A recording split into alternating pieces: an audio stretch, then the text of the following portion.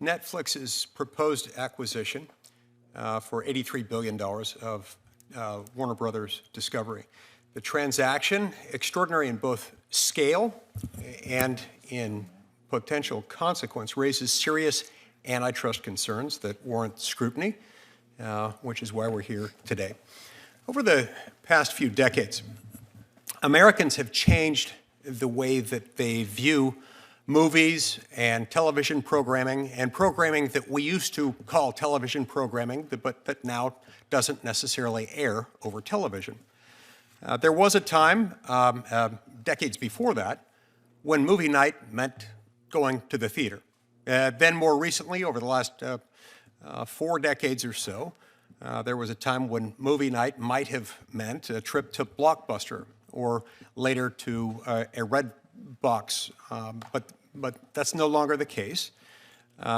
Today, millions of Americans will stream their favorite classic movie or binge-worthy show, binge-worthy series right at home. Netflix has changed with the times as well, and Netflix has been a significant part of that change.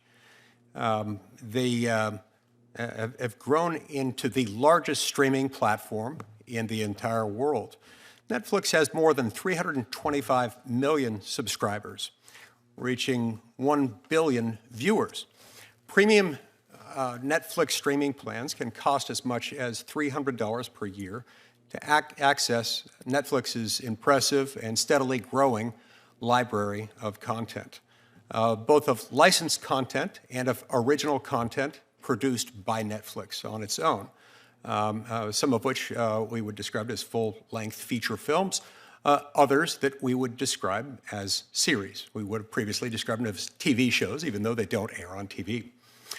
With this merger, Netflix would acquire Warner Brothers film and television production studios, their streaming services, and extensive existing content library. These include Warner Brothers Pictures and Warner Brothers Television, HBO, HBO Max, DC Studios, and iconic franchises, including Harry Potter, Game of Thrones, Lord of the Rings, and some popular series, such as The Wire, The Sopranos, and Succession.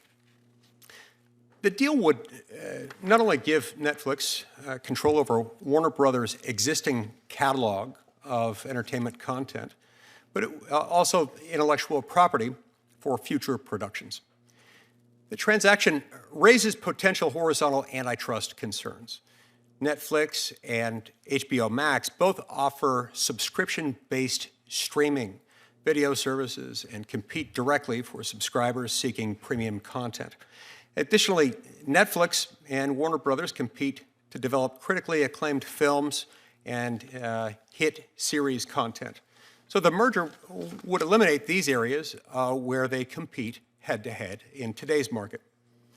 Not only do Netflix and Warner Brothers compete for subscribers and for content, but they also compete in a different direction. They compete for the employment and retention of creative talent, including writers, directors, actors, and other production professionals that go along with the process of producing this content. Consolidating two major employers within the same market inevitably has an impact on and can significantly weaken competition for that labor. The Department of Justice and the Federal Trade Commission have made clear that monopsony power, which here refers to the potential power to suppress wages or limit professional opportunities, is a cognizable antitrust harm, separate and apart from any monopoly-focused concerns. The Department of Justice has demonstrated this when it successfully blocked, for example, Penguin Random House's attempted acquisition of a competitor, Simon & Schuster. Second, this merger raises potential vertical concerns.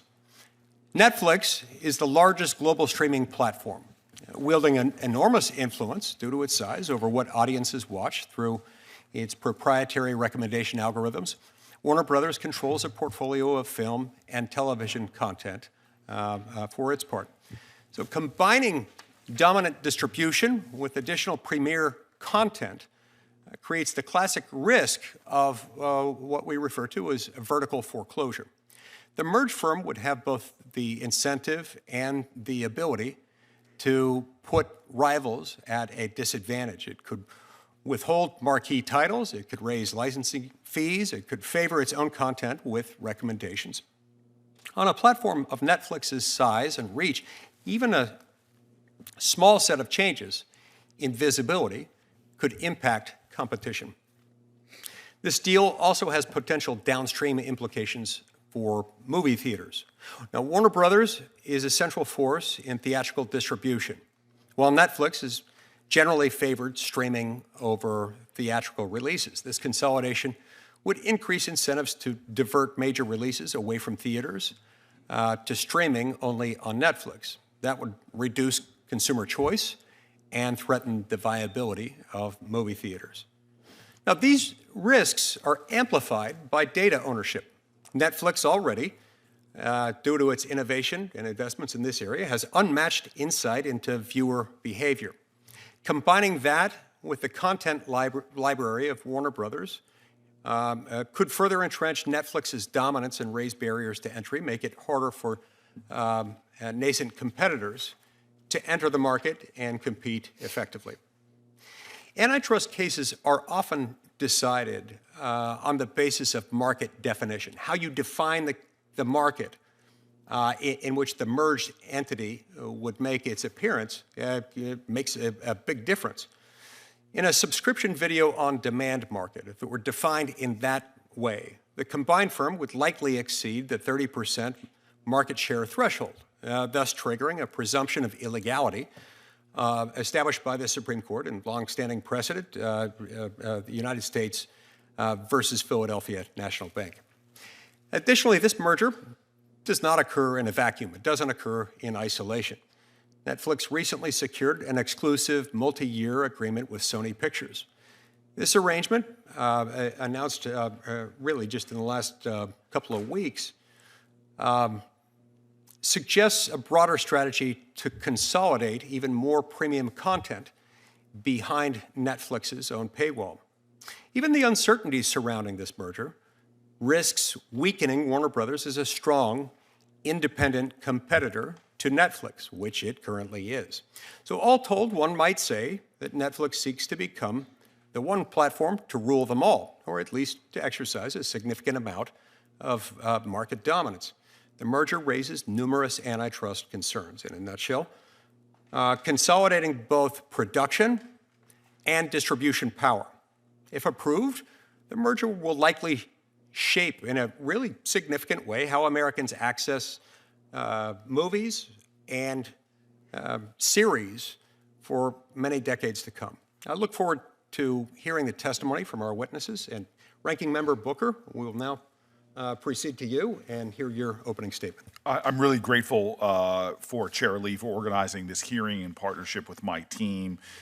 We both are coming at this and with a lot of bipartisan accord that we have a real crisis in our nation right now with a level of corporate concentration like has not been seen for generations, going all the way back to the trust-busting days of Roosevelt. I would be remiss if I did not acknowledge that to my left is Amy Klobuchar, who literally wrote the book on antitrust enforcement, and having her leadership here and continued focus is extraordinary. And I'm grateful to serve in between both of these individuals and just feel very grateful today.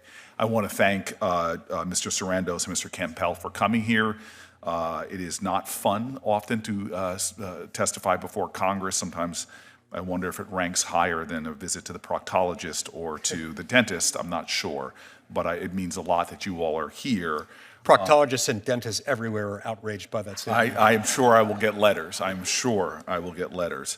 We're going to examine a lot of the specific facts of this proposed Warner Brothers Netflix merger, but I do want to say very specifically that there is an absence.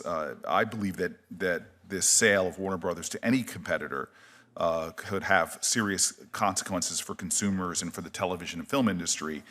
And the absence of not having Paramount Skydance here who has made a hostile takeover is frustrating. I invited David Ellison, Chair and CEO of Paramount Skydance, to appear today. Mr. Ellison declined, stating that Paramount, quote, does not believe it would be useful or helpful for them to participate as a witness because their offer had been rejected. I'd like to just ask for unanimous consent for this letter to be submitted into the record. I do want to thank Mr. Ellison, though, for meeting with me and I know other senators in person to answer our questions. It was actually a very fruitful conversation. It's unfortunate it wasn't in public. Paramount's still a player here. They have made a hostile bid of $108 billion. And for that very reason, I again just want to state that their participation would be really relevant to this hearing. And it would be, in fact, be helpful for Congress to question them about this effort, especially given the serious concerns that I have regarding President Trump's involvement in the deal and the allegations of political favoritism. We're in an unprecedented time where we're seeing executive power being exercised in a way that Congress should be checking. We have seen allegations that Paramount has promised the president to make sweeping changes to CNN after Trump said that he thinks, quote, the people that have run CNN for the last long period of time are a disgrace. I think that it's imperative that CNN be sold, end quote.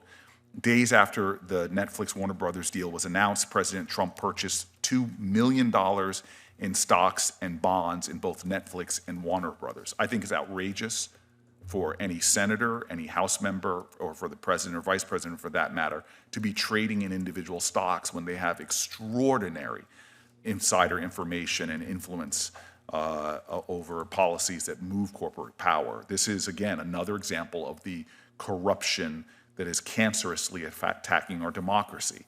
President Trump is using government power to reward allies, punish perceived enemies, and enable private enrichment at rates we have not seen before. While ordinary Americans are left paying higher prices, consumers are suffering, and money is siphoned off to the top, leaving families and workers worse off.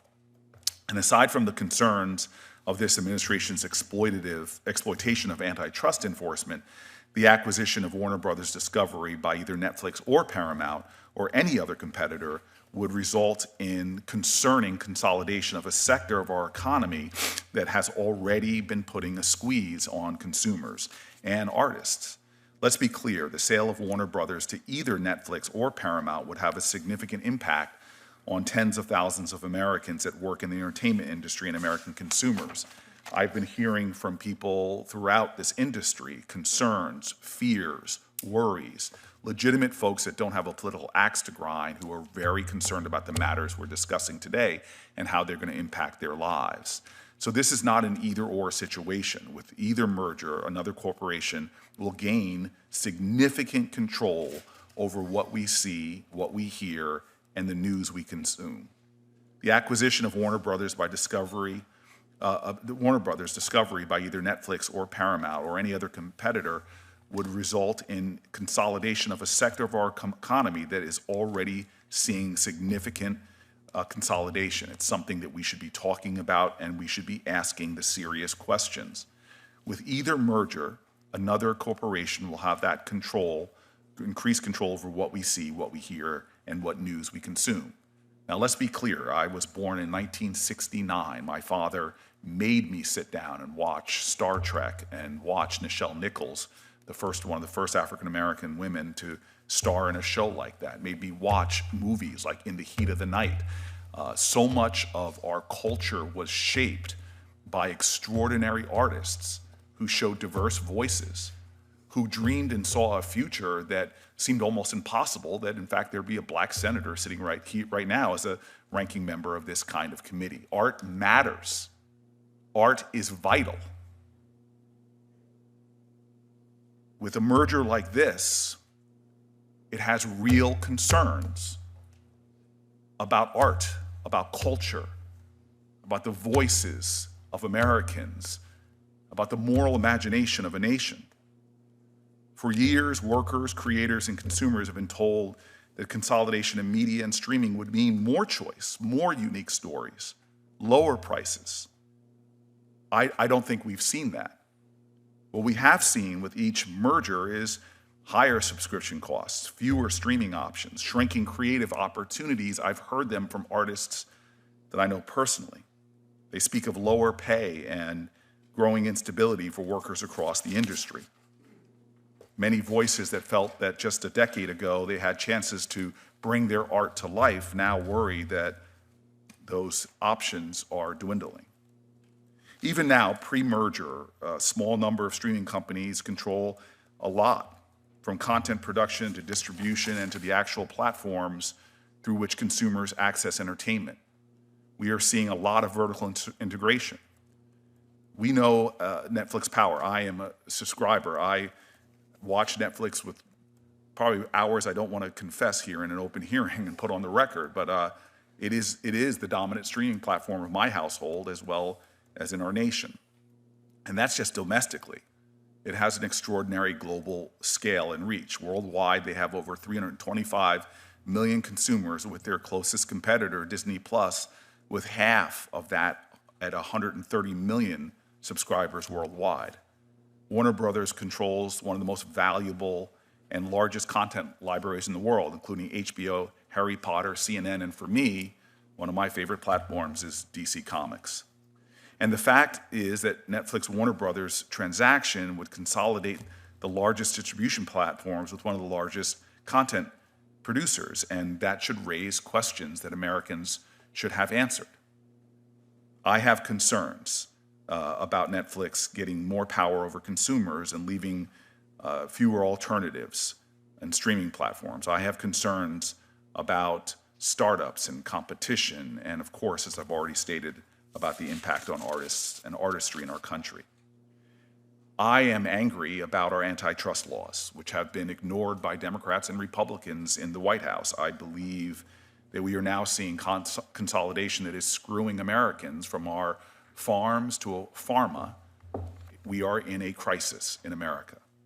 Our antitrust laws are designed to ensure that independent studios, smaller streaming services, and new entrants are not shut out and left unable to compete with companies that control both content and distribution. The concern that so many Americans have is not just about their jobs and the prices they're paying, but as my father, should he be alive right now, would be concerned about less movies and less original story making. We have such a vibrant entertainment industry. We have an entertainment industry that's the envy of the world and in fact shapes the world. I want to make sure that everything we're doing is protecting what is so profoundly American: freedom, the fact that workers are treated fairly, that consumers have choice, that competition exists. I urge federal enforcers to review this merger fairly and without political bias, without a president bringing his personality and his political opportunism to bear. I think what the American people deserve is to see our laws, as conceived by previous generations, enforced justly and thoroughly. I look forward to hearing from the witnesses, and again, I thank them for being here. Thank you, Ranking Member Booker, and your what you offered will be admitted to the record without objection. The Senate Antitrust Subcommittee is, of course, a subcommittee of the Senate Judiciary Committee. We're grateful to have the chairman of the full Senate Judiciary Committee, Senator Grassley, here with us, and we'll now turn to him for his opening statement. Thank you. Every seat in this hearing room is filled, which speaks to the great interest in this issue, and it also speaks to maybe some of the controversy with the issue. This committee is interested in this because we want to make sure the Department of Justice and the Federal Trade Commission does its job of oversight on antitrust. So I thank Chairman Lee and Ranking Member Booker for holding today's hearing on this proposed Netflix Warner Brothers transaction. We all know that America pioneered the film industry, from Hollywood musicals to John Wayne westerns and the rise of modern television. Families still enjoy watching shows together, and it remains an very important part of our culture. But how people watch these productions has changed quickly. The proposed transaction this committee will focus on today would combine Netflix, a leading subscription streaming platform, with Warner Brothers studio assets and HBO Max, another streaming service. This proposed merger could affect prices and choices. Congress enacted the antitrust laws to protect competition and consumers. The Department of Justice and the Federal Trade Commission must apply those laws using a neutral, evidence-based approach, and Congress has an oversight role to play, and that's why we're here today. Opponents warn that this deal could reduce head-to-head competition in subscription streaming and lead to higher prices or less innovation. Families in my state of Iowa and across the country already juggle multiple subscriptions, and they deserve real competition that keeps prices in check. Opponents also caution that a combined firm could limit access to popular content, limit licensing options, and make it harder for rivals to emerge and compete. Theater owners worry about shorter release windows and fewer wide theatrical releases, which could harm neighborhood cinemas, those they employ, and affect local economies. Competition in this sector doesn't only depend on who has the most subscribers. High-quality franchisees and libraries can shape competition by affecting what rivals are able to license, and also affects what choices consumers ultimately have. Control of both a large platform and a deep library of films and shows can affect the bargaining power across the industry. So I say regulators ought to examine those dynamics very carefully. The companies will, of course, argue this transaction will improve quality, expand distribution, and create efficiencies that help them invest more in content. Those claims deserve fair scrutiny. Any claimed benefit must result from the merger itself, be verifiable, and likely make content available to more families. Further, and importantly, merger review shouldn't be used as a strategy to keep a company from moving forward for years by limiting its ability to pursue lawful alternatives while market conditions continue to change. So I encourage our antitrust regulators to carefully scrutinize this transaction to ensure that competition is not undermined and to make sure that consumers are protected. So I thank all the witnesses today for the testimony, and I look forward to the discussion. Thank you, Mr. Chairman. Thanks so much, Mr. Chairman. The Ranking Member Durbin, the Ranking Member on the Judiciary Committee, has a conflict. Will be here later, so we'll be able to hear from him in due course when he arrives. Now I'm going to introduce our two witnesses for today. We've got Mr. Ted Sarandos, who's the co-chairman and executive officer of Netflix, and we've got Mr. Bruce Campbell, the chief revenue and strategy officer at Warner Brothers Discovery. If the two witnesses will please rise and raise your right hand to be sworn in. Do you swear or affirm that the testimony you're about to give to the subcommittee will be the truth, the whole truth, and nothing but the truth, so help you God? Thank you. Let the record reflect that all witnesses answered in the affirmative, and thanks again for being here today. We'll now hear your opening statements. Mr. Sarandos, we'll start with you, and please begin with your opening statement. Thank you, Chairman Lee, Ranking Member Booker, members of the subcommittee. Really my honor to be here today. A combined Netflix and Warner Brothers will strengthen the American entertainment industry, preserve choice and value for consumers, and create opportunities for creators. I'm happy to answer all the questions about this deal. I thought it might be a little helpful to spend a few minutes to talk a bit about myself and about the company. I grew up in Phoenix, Arizona. I was the son of a union electrician and a stay-home mom. They were too young to have 5 kids, but they did, and the house was crazy.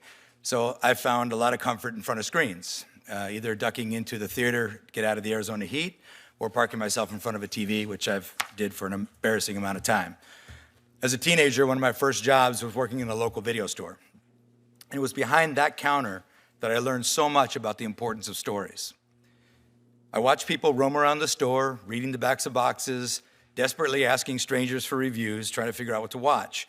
And I figured out that I had a pretty good memory for these movies and these titles and these directors, and I could help people find movies they otherwise would have missed. And it felt great to help them. Home entertainment and the video store gave consumers value, choice, and control. But you had to do the distribution by yourself. You had to drive back and forth to the store. That experience started a chain of events for me that led me to Netflix, which at the time had a couple hundred employees and was stuffing envelopes and using the US mail to send DVDs around the country. It solved the distribution burden for consumers, broadened choice, and deepened value. No matter where you lived, you had access to nearly every TV show and every movie ever made. But you had to stand around waiting by the mailbox to rent them and return them. So in the late 1990s, we saw how the internet was about to change entertainment as we know it today. So we built the technology to stream shows and films. Finally, fans had access to thousands of choices with total control of how and when to watch them, and at a tremendous value relative to TV. Over a decade ago, we began programming our own programming, like House of Cards and Stranger Things and The Crown, and movies like The Irishman and Marriage Story, Red Notice. Netflix productions have already created more than 155,000 American jobs, contributed $225 billion to the US economy. We have filmed in all 50 states. While other media companies have been cutting back their content spending, we have increased ours. If you're wondering if we're in this for the long haul, we're spending $1 billion right now to transform the old Fort Monmouth military base in New Jersey into a state-of-the-art production facility, revitalizing the local economy there. We also export American stories to the world. About the only place you won't find Netflix is China, because they censor us and block us. With Warner Brothers, we're going to create more economic growth and create more value for consumers. Warner Brothers' assets are very different from ours. They have a century of iconic IP, they have a world-class theatrical distribution business, and their studios produce and license TV shows to other networks and other streamers. We plan to operate those businesses largely as they are today. Netflix and Warner Brothers both have streaming services, but they are very complementary. In fact, 80% of HBO Max subscribers also subscribe to Netflix. We will give consumers more content for less. So this is not a typical media merger where you end up with what's called the Noah's Ark problem, 2 of everything. We're buying a company that has assets that we do not, and we will keep investing in Warner Brothers. We will preserve one of the 5 major studios in Hollywood. We'll support theaters by releasing those movies with traditional 45-day windows. And we'll keep growing the American entertainment industry. Let's be clear, TV and film have never been more competitive than they are today. And this deal will not change that. Our goal is to win the moment of truth. That's when Americans sit on their couch, pick up their remote control, and decide what to watch. That's where we compete. Today, consumers can easily choose between broadcast and cable like CBS and so many other networks, and streamers like Netflix, Disney+, HBO Max, Peacock, Paramount+, Tubi.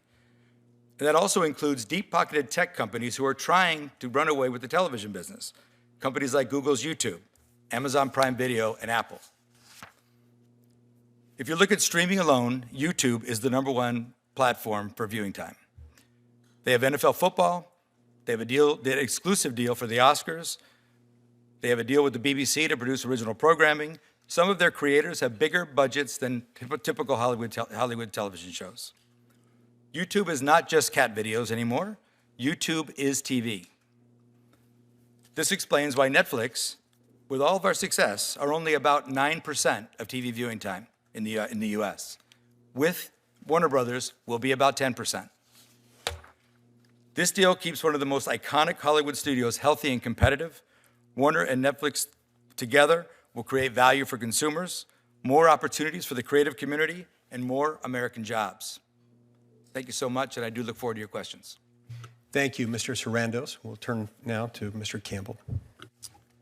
Chairman Lee, Ranking Member Booker, and members of the subcommittee. Thank you for the opportunity to appear before you today to discuss Warner Brothers Discovery and our decision to accept an offer to merge our studios and streaming business with Netflix, while continuing our previously planned separation of our news and sports television networks into a new company, Discovery Global. The iconic Warner Brothers studios have created some of the country's most recognizable television and film productions, from Citizen Kane to Minecraft. Just last month, our films received 30 Academy Award nominations, tying our own record for the most nominations set 2 decades ago. Discovery grew largely from the cable revolution of the 1980s, delivering a variety of content on cable networks such as the Discovery Channel, Animal Planet, Food Network, and HGTV. As the media landscape evolved over the past several decades, Discovery expanded its focus on digital media, delivering high-quality content across a range of platforms in addition to cable. In 2022, Discovery merged with Warner Media, which was then being spun off from AT&T to create Warner Brothers Discovery. This history exemplifies the dramatic and dynamic changes we have experienced in the entertainment landscape over the past 100 years. Today, those changes are only accelerating as consumers access video content through numerous paid and ad-supported services. Consumers are experiencing a flood of options, including expanded social media platforms, digital and interactive games, and dozens of other entertainment options that compete for consumers' interest and attention. This increasingly complicated media landscape has also resulted in considerable consumer frustration. The abundance of streaming options has made it more challenging for consumers to find the content they want. Advertising revenue is also less stable due to marketplace changes such as the move to on-demand streaming services and the rise of social media. At Warner Brothers Discovery, we have continuously sought to innovate and respond to the changing marketplace. The 2022 merger gave us the ability to identify and align common business strategies. We found our alignment with our combined collection of sports, news, and other cable networks. And we saw a different collection of business opportunities with our studios and streaming business.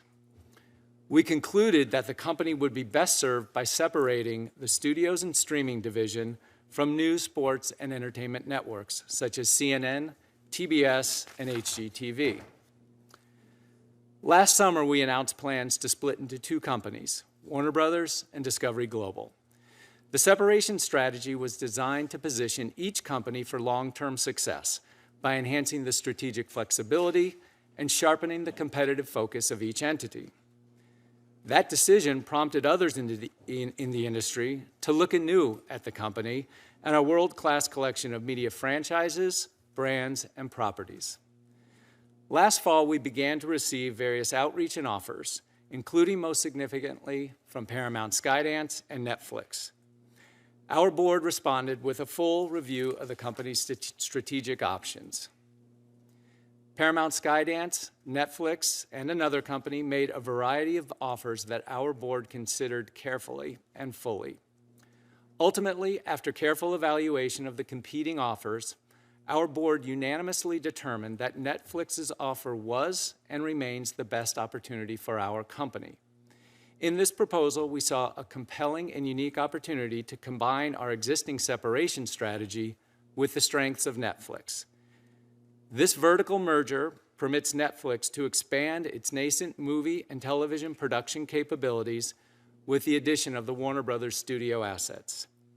It gives our production capabilities access to Netflix's popular and consumer-friendly streaming and distribution platform. The merger also permits us to continue our planned separation of the global networks business, which we continue to believe is in the best long-term interests of the company. At the same time, the board continues to review and evaluate additional offers as they have been received to determine if any are superior to the Netflix offer, consistent with the board's obligations under law. We are excited about the future of the combined company with Netflix, and we look forward to providing consumers with thrilling and entertaining content across all of our storied media properties for many years to come. Thank you, and I look forward to answering your questions. Thank you so much.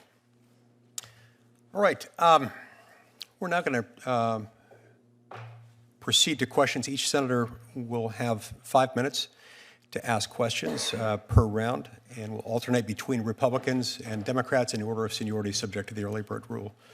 And as I mentioned earlier, Ranking Member Durbin has had a conflict, so when he arrives, we'll hope to hear his opening statement as well.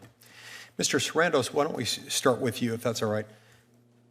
Now, Netflix, under current conditions, that is pre-merger status quo Netflix, it produces and distributes its own scripted long-form, full-length feature films, TV shows, documentaries, and series, correct? Thank you, Senator Lee. Yes, it is correct. We do produce, it is a small portion of our title but offering. it's part of your library. Part of our library, yes. In fact, it plans to invest roughly $20 billion annually, separate and apart from the merger, in order to increase production, adding to its portfolio. Is that right? Production and licensing, correct, Yes. sir, yes. So if Netflix already produces content and plans to increase production, increase that investment on new production, regardless of the merger, tell me why you want to make this acquisition with a competing content producer and a competing streaming platform. Well, today, Warner Brothers is both a competitor and a supplier. And our history, the reason I walked through that little history in the opening was that our history and my own professional history has been about adding more and more value to consumers. Right. And you do that by adding more choice. And to do that, it requires a great deal of volume of production and a volume of licensing, which we do today.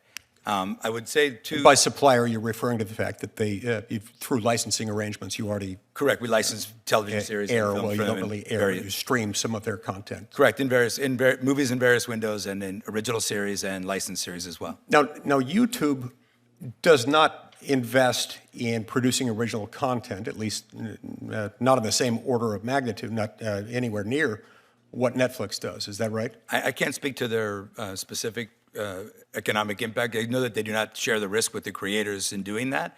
They certainly step up, and we compete with them for things like that Academy Award deal, certainly for the NFL football games they recently did with the NFL game in Brazil. Now, so yes, they do spend a great deal of money on content. Now, YouTube does share advertising revenue with users, primarily, I believe, with users who do produce their own content. I assume you wouldn't disagree with that characterization.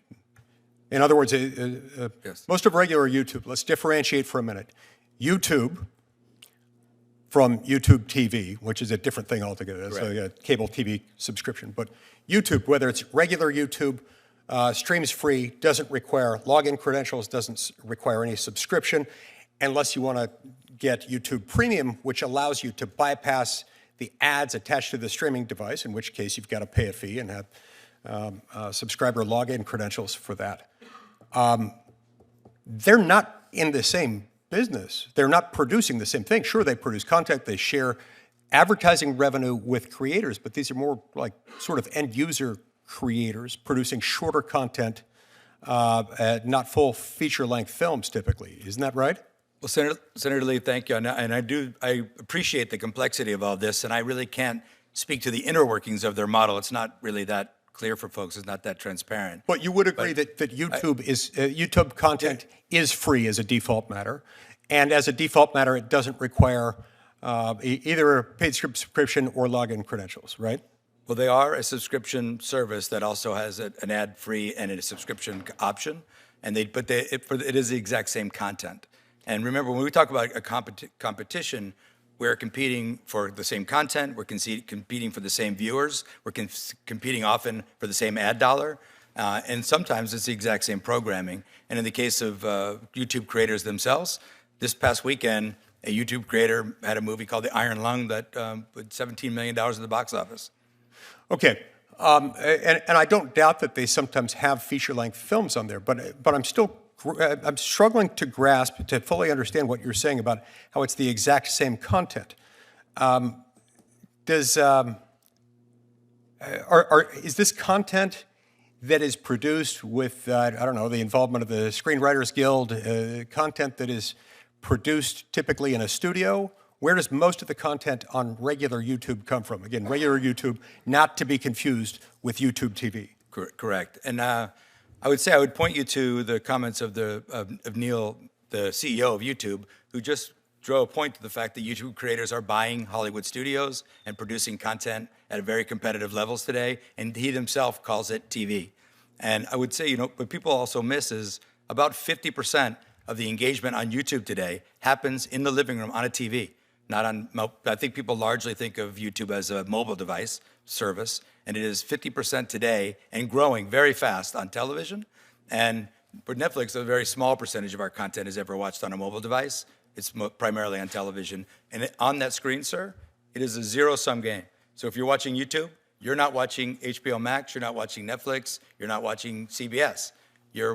So that is why when we talk about competing for the moment of choice, competing for the viewer's attention, competing for the ad dollars, competing for the subscription dollars, it is all the same pool of content and all the same pool of viewers. Look, my time's expired, but just very briefly before we go to the next senator, I want to make sure that I understand what you're saying. Sure, you're choosing between this and something else in the same sense that if I'm watching anything on a screen, whether it's a small screen or a big screen on the wall, I'm not watching something else or doing something else. The two compete in the same sense that they compete for what else one might do in one's day, reorganize one's sock drawer, think about the dormant commerce clause of the Constitution, or something else really fun like that. But it's not necessarily the same content. In fact, YouTube, regular YouTube, not to be confused with YouTube TV, which is like a cable subscription thing, the lion's share, the overwhelming share of what one consumes on YouTube while watching YouTube is not full-length feature films written by screenwriters produced by full studios, is it? Are we okay on time for me to answer? Well, yeah, just answer quickly, and then we'll go to Senator Schiff. So the exact splits of what type of programming is seen on YouTube is not, again, there's no transparent reporting of the viewing except for what shows up as a view count on YouTube, unlike the other counts. But I would tell you that it is increasingly the exact same programming, meaning if you did not watch Saturday Night Live on Saturday night, you probably watched it on Sunday morning on YouTube. Okay. The exact same show. I may want to get back to that in a subsequent round. Senator Schiff, you have the button. Thank you, Senator. Thank you, Chairman, and thank you, gentlemen, for being here. I appreciate the opportunity to hear from you. Mr. Cameron, let me start with you. Most of, I think, well, a lot of my concerns, whether it's this merger or the proposed Paramount merger, have to do with the impact on the workforce, impact on consumer choice and cost, among other things.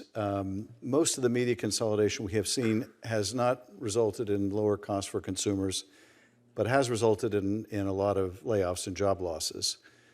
Do you think that will be the case here? That is, as a result of this merger, should we expect there'll be a round of layoffs, and how large? Should we expect consumer prices to go up? And if not, why should we think this will be the exception? Thank you, Senator. No, I think the answer is no in both cases. One of the reasons that the Netflix offer appealed to us so much at Warner Brothers Discovery is, to Mr. Sarandos' point, that they don't have the type of film studio and film distribution infrastructure that we do today. They don't have the type of television studio that we do today.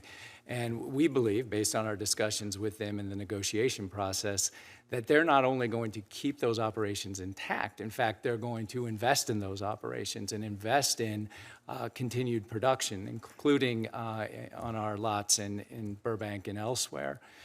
Similarly, on the consumer side, as Mr. Sarandos said, 80% of the HBO Max subscribers today already get Netflix. Now, with this transaction, Netflix will have the opportunity to offer those two services together at a discount. In addition, they'll have the opportunity to take our content and the HBO Max content and put it on the Netflix platform, which they've invested in over 20 years. It is the best technology platform available to consumers. It is superior to the platform we have. I think that, too, will be very pro-consumer. And Mr. Sarandos, let me ask you about a couple of things, and I know we discussed part of this already, but Good to see you again, Mr. good to see you too. Share with us your thoughts on the impact on the theater industry. I happen to be one of those people who loves to go see movies in the theater and be surrounded by other people experiencing the same thing. There was a lot of concern that given the business model you've had to date, that theatrical exhibitions will be cut down from 45 days or whatever they generally are, the industry standard, down to a lot less, maybe 17. How long do you expect theatrical exhibition to be? How will that change or not change? And also, in terms of jobs, for many of the other studios, we've seen a growth since the pandemic in production at home. Netflix has been a bit of an outlier, though, where we've seen more production move overseas. Now, I know you're building a new facility in New Jersey, but what accounts for the production shift, the greater production shift we see of Netflix to production overseas, and how do you think that'll be affected by this? Well, thank you for asking, Senator. And let me work backwards on the question. We have some local for local production that happens overseas, meaning we have a service in South Korea and we produce some Korean content for the South Korean market in local language, local cast, local producers, that kind of producing. That happens separate and aside from this. Almost all of the vast majority of our content spend is produced in the United States. There's been many studios, including Disney, just recently moved all the Avenger movies to London. By way of example, there's production incentives that draw production away.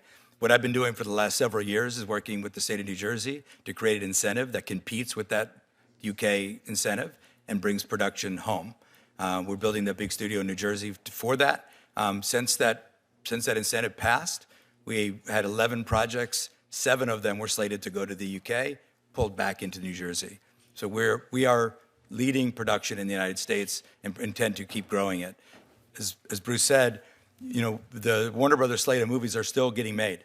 We're making them. We're going to operate Warner Brothers Studio largely as it is today, including releasing the movies in the theater with the traditional 45-day window. Now, I know I've earned some skepticism over the years on this because I was talking a lot about Netflix business model, which was different from that. We didn't own a theatrical distributor before. We do now, and a great one. They did $4 billion in box office last year. So that's all baked into the price of this company that we're looking at, and we want to keep that going and invest further in that. So this will continue to push up those jobs that we talked about and push up that production primarily in the U.S.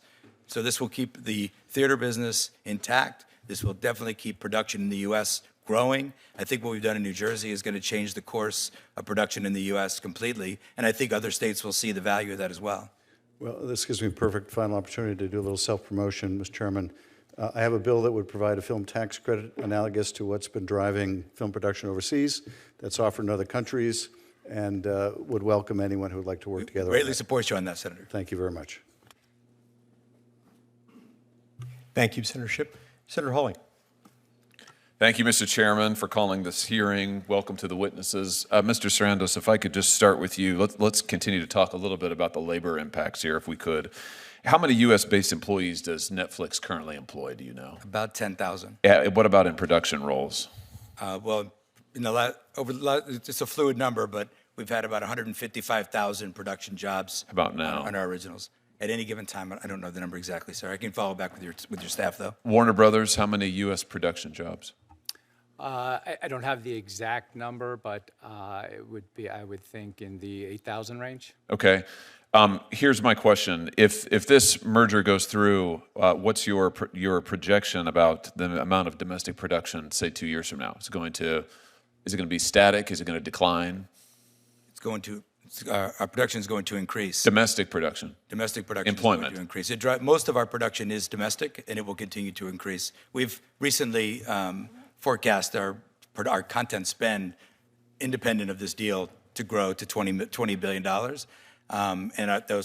That's a combination of licensing, producing. Now, those licensing dollars compel production as well. That's why it's hard to get an exact number. Let me show you the data here about U.S. production recently. Yeah. It's the red line here, starting from in 2021. You can see it is pretty much straight downward. There's been massive shift in production, as I think as Senator Schiff was alluding to just a moment ago, massive shift in production overseas to other foreign jurisdictions, leaving the United States. So will you commit to increasing domestic United States production and domestic United States production jobs? Did I hear you just say you would? Senator Hawley, absolutely. It's in our business plan. It's in our long-term operating DNA. I will point out, sir, respectfully, that chart is Los Angeles. Yeah, but it is Los Angeles, but if you look at the data, it is reflective. This reflects all of U.S. production. U.S. production is not going up, right? But some of these jobs have moved. It's going Some of these down. jobs have moved to Yeah, New but the Jersey. overall numbers are going down, and this is exactly the concern of labor. And without objection, Mr. Chairman, I'd like to enter into a statement for the record from the Teamsters, who have major concerns about this deal, as does, frankly, pretty much every segment of labor, Mr. Sarandos. And what they all say is they're worried that you're going to cut residuals, which is effectively payments. You're going to cut production jobs. So let's just go through a few commitments here. Will you commit to using union labor for all domestic shoots? We do use union labor. Will you commit to using it in the future for all of your domestic shoots if this deal goes through? Senator Hawley, we do use, this is the most unionized industry in America, and we use union labor on all our production. And you're going forward. I'm looking for a commitment. You have my commitment. Will you commit to a 45-day or longer theatrical release window for major Warner Brothers films? Senator Hawley, I just said that I would do that under oath, so yes. Good. And will you commit to fairly compensating your workers in the industry with residual payments? Well, top of market payment has been Netflix's business philosophy since we started operating over 25 years Listen, ago. what you have been routinely accused of compressing and reducing residuals, it's one of the biggest objections to labor to this deal. So let's see if you can lay that to rest today. Will you commit to full residuals? Senator Hawley, I would like to tell you this is a very complicated answer because we prepay. That's usually on the way to no. That's usually a way of saying no. So I'm looking for yes. Senator Hawley, I understand this is not a yes or no answer. It kind of is, though. It kind of isn't because and we were going to sit down with the unions. You're disappointing me. Starting in the next few days, sir, we're sitting down with the unions for new contract talks that start actually in 3 days. That's a complicated, long no. I would really hope it would be yes. Okay. Are you asking me to commit to residuals in the traditional form? Because I don't think that applies in many cases. That's why I'm getting there. All right. Well, I think you've got some work to do on that, Mr. Sarandos, and I would hope that you'd reconsider your position. Before my time expires, I want to ask you about something else related to children. Why is it that so much of Netflix content for children promotes a transgender ideology?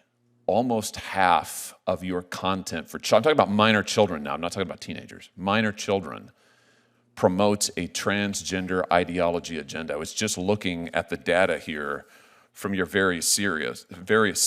And what concerns me is just 2 days ago, a jury in New York awarded a former transitioner $2 million because she said that her psychologists and others pressured her into, they pushed on her an ideology that proved to be extremely detrimental. I'm sure you know that in the UK, the National Health Service in the UK has said that they're not going to perform transgender surgeries or any longer so-called gender-affirming care for minors, including in counseling, because it is so incredibly detrimental. Our own HHS has come forward with similar findings this past year, yet if you turn on Netflix, you'll find that an enormous amount, and I say this as a parent with 3 young children, an enormous amount of your children's programming has this ideology and agenda in it. Is this an advocacy position for Netflix? Is this an ideological commitment you have? I mean, why is this? Senator Hawley, Netflix has no political agenda of any kind. I would tell you that. Well, then why is your children's program so full of this highly sexualized, highly controversial agenda? I don't understand it. It seems strange to me. Respectfully, sir, it's because it's inaccurate. We have millions of hours of children's programming. You're saying it's not there. You don't have trans. You don't feature trans characters, trans storylines, trans themes. It's not in your programming. I'm saying we feature a wide variety of stories and programs to meet a wide variety of people's tastes. Why is almost half of it? Why does almost half of your children's program feature this highly controversial, highly sexualized material? That just seems strange to me. It can't possibly be a reflection of the population. Senator Hawley, I don't have any idea where that number would come from or what that would be. I don't believe that's been your personal experience, but I can't speak to that. Well, what do you mean you don't think it's been my personal experience? You I don't think that I monitor what my children watch on your... Here's what I tell you what my personal experience is since you bring it up. My personal experience is that my 3 children, I can't let them watch anything they want on Netflix. I can't let them watch anything on Netflix unless I preview it, because I don't have confidence in what's on your platform. I don't know what they're going to encounter, and I tell you what, I don't want my kids being pushed an agenda about their sexuality or gender identity when I have not had the opportunity first to discuss it with them and to form them in that. And I, frankly, on behalf of parents around the country, it offends me that Netflix is pushing this content at parents in what seems to be a very coordinated, thought through, planned out agenda in a way that, frankly, I think undermines parents, certainly undermines me and my wife. We have to watch every show beforehand before we can let our kids watch it. Now, I don't know. That seems pretty concerning to me. I know you make a gob of money on it, and maybe that's the answer. But it just seems to me that it's a disservice to the parents of this country, particularly given what's happening with our youth on this subject. Senator, if I may answer, like I said, we have millions of hours of content on Netflix at any given time. We have state-of-the-art tools for you to manage those choices for your children and to block any title that you might be offended by for any reason. So we are parents at Netflix as well. We share all your concerns about raising kids and also the ability to raise them as you see fit in your household and anyone else's household as well. My concern is that you don't share my values or those of many other American parents, and you want the United States government to allow you to become one of the largest, if not the largest, streaming monopolist in the world. I think we ought to be concerned about what content you're promoting. Thank you, Mr. Chair. Thank you, Senator Hawley. Senator Booker would be next. He is deferred to Senator Welsh. Thank you, Mr. Chairman. Thank you, gentlemen. Appreciate you being here. I think, Mr. Sarandos, when we met, I indicated to you the big concern I have is what's the impact on the creative community. Yes, sir. You know, if this merger goes through, you'll be huge, and the folks that are creating content will have to come to you, and it's hard to see how, with fewer outlets for a person who, or creators who have something special to present to the American people, if they have fewer options, it's going to suppress creative content. Can you address that? Absolutely. The best way to keep giving opportunity to creators is to make more content, make more productions. Netflix is leading the way in doing that. And I would say that into this merger, we intend to keep these operating entities operating exactly like they are today with independent creative groups who do that buying. Meaning, this is, by the way, this is something rooted in something we started doing years ago at Netflix, is creating competitive buying teams inside of Netflix.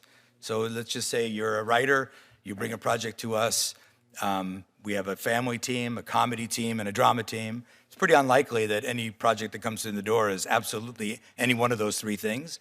You can pitch it to all three teams, no, and one may pass and one may take it. You explain that. So, yeah. But if I'm a creator. I come to you.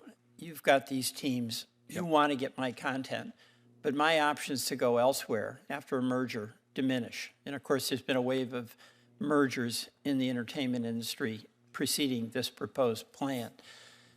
You also have a business responsibility to Netflix to control cost. One of the ways you control cost is you pay me as a creator less. And me as a creator, if I have fewer places to go, there's less competition for you. Isn't that dynamic, like real and inevitable with this merger? As I said, so we're keeping every one of those buying entities open for business, meaning that if you don't sell your show to Netflix, you can sell that show to HBO. If you don't sell it to Netflix for feature film, you can sell it to Warner Brothers. And all 4 may want it, and it's very common in the business. I'm sure Bruce could talk to you about how CNN has bid against HBO for documentaries at Sundance Film Festival. Happens all the time. Everyone is focused on doing best by the consumer, Okay. And the way let we me win ask- is to get the best product for the Right, consumer. thank you. I'll ask Mr. Campbell. What I understand is that the Writers Guild of America, after the Warner Brothers Discovery merger in 2022, the merged firm canceled and wrote off about $2 billion in content. That's true, right? After the merger, there was a significant write-off. That merger included a significant amount of debt being put on the combined company, so at least initially we had some meaningful financial considerations. Since that time, we've invested significantly in content, and our content investment has grown every year. This is really the question that I need to be answered. I think it's incredibly important that we have more content, not less. I think it's incredibly important that we have creators and writers and producers having an opportunity to get their story to us, to try to get the benefit of stories that are told to America about our own experience. And it's just hard for me to understand how, if there are fewer buyers, where there is less opportunity for competition, it's going to result in more content. You're telling me I'm wrong? No, we know as a successful studio, both on the television and film side, the way you're successful is by convincing the creative community that if you come to your studio, you're going to get a fair shake. And as Ted has... There's something wonderful in the culture of a good company, right? And Warner Brothers has done extraordinary things. But it's really, as I understood it, been really committed to movies and creating incredible movies. Netflix is astonishing in what it's done. Out of nothing, it creates streaming, which is very, very popular. All of us use it. But those, if you're going to be in charge of Warner Brothers, you'd like to say that nothing will change. But don't we usually hear that anytime there's a big merger, that nothing will change and it'll all be better? So prove it. Senator Welch, I'd like to explain that because, like I said earlier today, most media mergers have fared poorly. I agree. Mostly because one of two reasons. Either you have the Noah's Ark problem, you bought a company that has the exact same sets of assets that you do, so that's all you do is cut everything in half and look for the profit, squeeze it out. That's not what we're doing. We don't have any of these assets that we're buying from Warner Brothers. The other problem usually is a company that doesn't have particular expertise in that business, and they wind up just sucking cash out instead of putting cash in. We have a particular expertise in this business, and we have a strong, healthy balance sheet to keep investing in this business. Now, it is different from previous media mergers, I know that. But I will tell you, I've been at Netflix for over 25 years. We have done, every year we've been successful by doing things differently. And this media merger will be different than any of the others because we actually need these people. We need those movies, we need those series. So we're going to keep them all operating, and I want them to compete with one another, just as if we didn't own them. And it's very common that the teams inside of Netflix compete for the same project all the time. Thank you. Yeah. Mr. Chairman, I yield back. Thank you, Senator Welch. Senator Smith. Thank you, Mr. Chairman. Mr. Sarandos, you are currently the co-CEO of Netflix, is that correct? That is correct, sir. Yes. Okay. And until recently, you were the chief content officer, is that correct? It's been a couple of years now, yeah, but yes. Okay. Do you think Netflix is a powerful company? We're a successful company. Okay. I think it's pretty powerful. That's probably why we're here today, right, to judge whether or not it becomes anti-competitive in some particular way because of the power that it wields. You just said a moment ago that Netflix does not have a political agenda. Do you think Netflix is a politically biased company? No, sir, I do not. Okay. Would it surprise you if I told you that, what percentage of donations from Netflix employees and other folks affiliated with Netflix go to Republicans versus Democrats, do you think? I saw a number published a while ago. It's very high Democrat. Like 99%? Could be, yeah. Yeah. That seems pretty high. Do you think that indicates any kind of bias by the company? Sir, Netflix doesn't have a political giving arm. It does not have, we don't have an active PAC. We don't influence our employees to do anything, and our employees can support issues and candidates at their will. Okay. On June 20th, 2020, on its X page, Netflix posted a video titled, quote, "To my white friends, guilt, shame, embarrassment," end quote, and saying, quote, "We need to do everything in our power to amplify that message." Do you stand by that statement? I have no recall of that statement at all. Okay, I just read it to you. Do you have an opinion about it? I don't have any idea what context it's in or anything. It sounds, Okay. In the sounds wake like a of social media in the wake of the George Floyd riots on June 20th, Netflix posted on its page, "To my white friends, guilt, shame, embarrassment." What does that mean? I think that is an uncharacteristic post that I'm deeply regret if that got posted that way. Okay. Well, it did. Netflix also said on May 30th, "To be silent is to be complicit." I don't. Okay. I was just reading you some things that Netflix posted at the time. So you don't stand by that statement then? As I said, sir, we have no political agenda.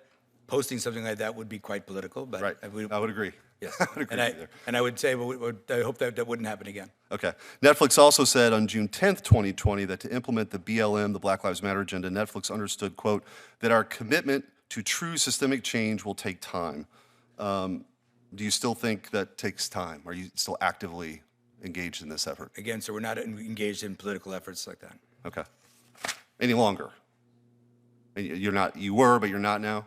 I can't think of a period of time. Okay. I think of the time you're talking about was quite a volatile time for many companies. I think a lot of people said things they regret then. I'm just trying to figure out if they actually regret it or not. I'm not going to get into your quotes on DEI, but it seems that both you and Netflix both have made a habit of promoting DEI and wokeness. I'll just give a few examples. Netflix content is synonymous for the modern phenomenon of race swapping, both historical and real and fictional characters. Just a few examples. Netflix made Black Vikings. Netflix changed Cleopatra from Macedonian to black. Achilles changed from Greek to black. Netflix overtly sexualizes children in its Cuties film related to preteen girls. You mentioned earlier that you can block for titles. I'm not sure blocking the word cuties would shield kids from the over-sexualized content in Cuties. So I'm not sure that's sufficient enough. Netflix continues to push sexual and gender theory on kids, and maybe this is what was being referred to earlier. 41% of G-rated, kid-approved series contain LGBTQIA+ content. You are the co-CEO, you were the chief content officer until recently. Yes or no, does Netflix stand by its content production decisions? Senator Schmidt, we have a great deal of programming on Netflix for all left, right, and center. We have state-of-the-art tools for parents to manage what their kids see on Netflix. You can block anything. What you just described is exactly how it works. You block that title. No, but why would I block Cuties?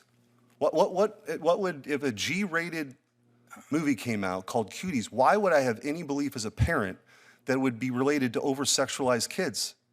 That film you're speaking of is a MA-rated adult movie for adults, not for kids.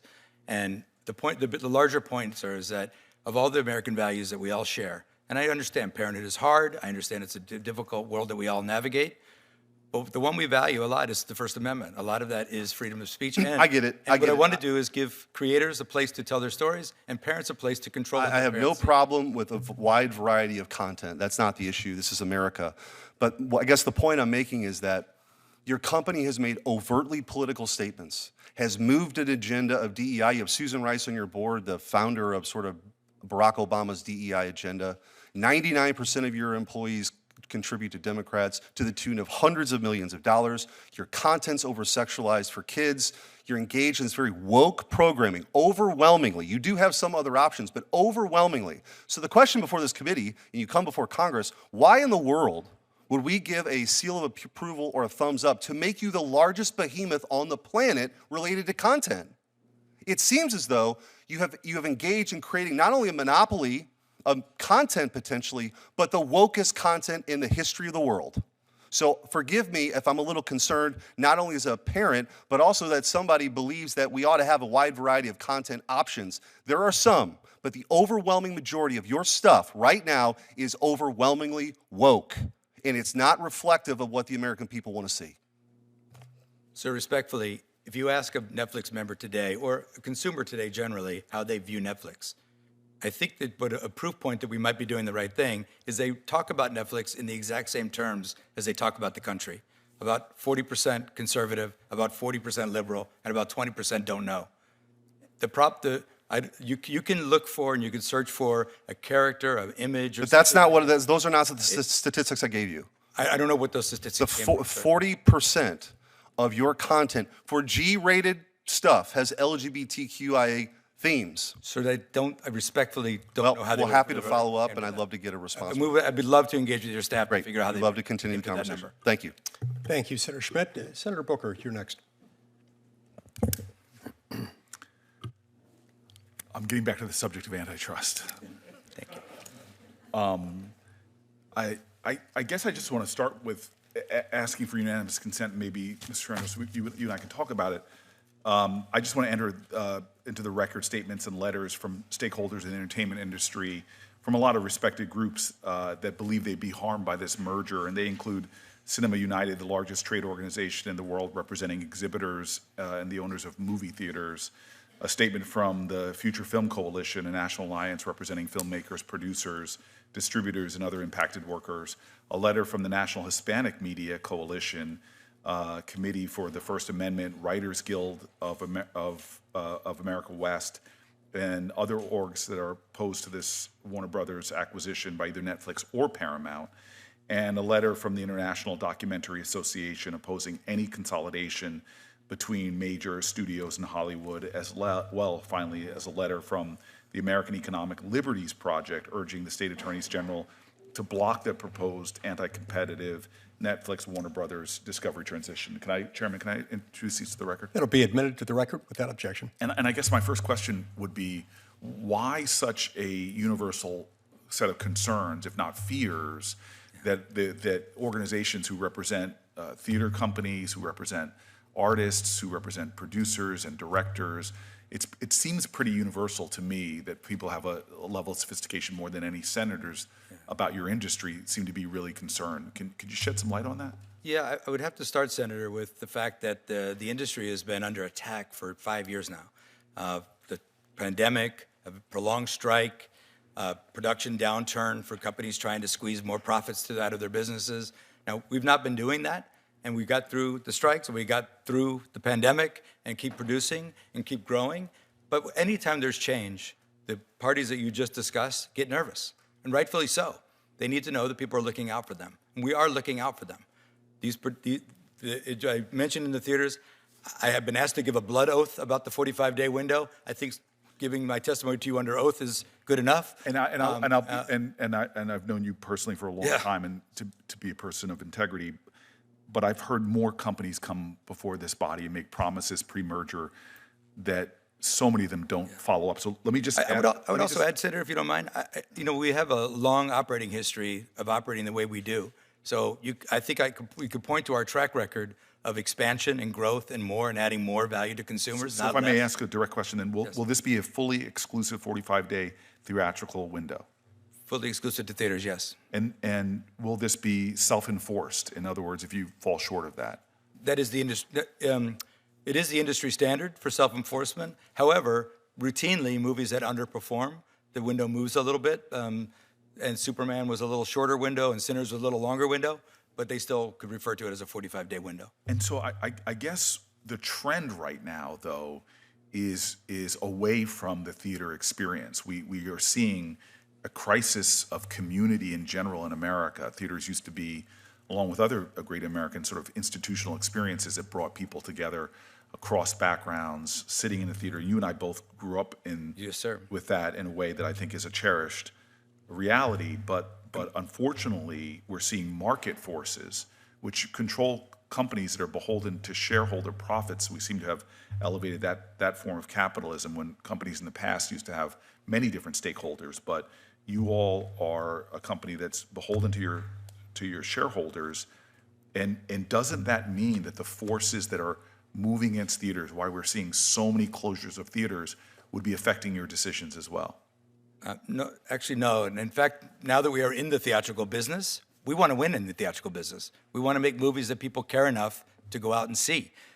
In fact, in the last couple of weeks, we've done things like we put the finale of Stranger Things in theaters around the country the weekend it came on Netflix, and thousands of people, thousands of sold-out shows, revitalized the theater business for what was otherwise going to be a soft weekend. We've done it in the past with these events. we've released our movies with the independent theater owners over the years all the time. And I think now that this is going to be part of our business, we're going to treat it as importantly as every other part of our business and win. And you do that by making movies that people care about and go out to do. I think Warner Brothers did an exceptional job of that this year. And they did $4 billion at the box office, which is one of the reasons why this company costs so much to buy. So we want to keep that going and actually improve and build on it. And so one of the last things I want to ask in this round is that theater experience is something we're losing, this force of market forces that seem to be undermining the things that create community and connection. Another one is obviously sports. This summer, the FIFA Men's World Cup will culminate in Jersey, which I'm really proud of, as you can imagine.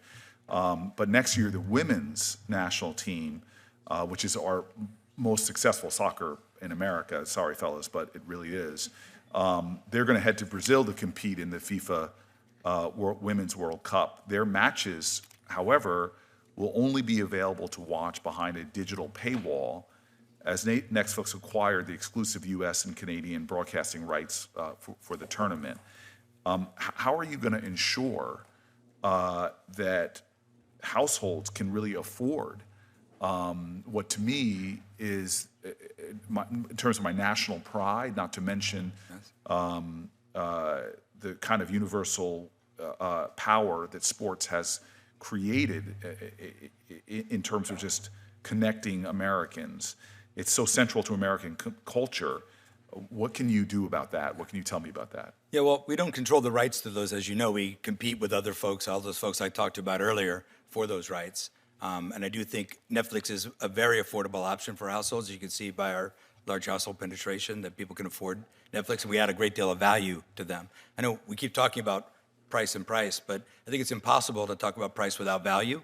And a consumer watching Netflix spends 35 cents an hour to watch Netflix. 35 cents an hour. Just to put that in perspective, Paramount Plus is over 90 cents an hour. So I think when people talk about affordability, they're talking about, what do I get for my money? And I think Netflix has done a great job of keeping that down for the American consumers and for consumers around the world. And so, finally, and again, you're somebody I know, so I have extraordinary integrity, I know that you have, but the reality is there seems to be everybody that I talk to that are on the artist side are seeing these trends as a way that is moving against the artist. And with your capacity for empathy, do you understand that point of view? Do you understand those fears? I definitely understand those fears, and I'm, as you, like you, very friendly with most of the folks who create movies and television, not just for Netflix, but for others as well. And I hear about their fears. And the one thing that I could tell you, the reason I told that narrative about my life is I've made my life about getting those films made, getting those series seen. And it's very important to me, and it's very important that we do it in a fair and equitable way. And it's a very competitive landscape. When you have your show, it's not like just the two of us are buying it. When you have your show, you have many places to take it to. And it's not always perfect for everybody. But when it is, if you work at it and get it on the air, you will. Same thing with movies. Thousands and thousands of movies get submitted to Sundance every year. Only about 400 of them get seen in theaters. Thousands of them get seen because of streaming. So I do think it's important that all of these things work together. And the streaming window, or the pay TV window that Senator Lee talked about earlier, that's the value unlocked to consumers. And that helps fund. I'm very proud, I think, that we've created a model that will ensure the ongoing production and viewing of movies. That's what I'm most proud of. Thank you, Mr. Chairman. Thanks, Senator Booker. Senator Moody, you're next. Thank you, Chairman Lee, for holding this hearing, and thank you for our witnesses for being here today.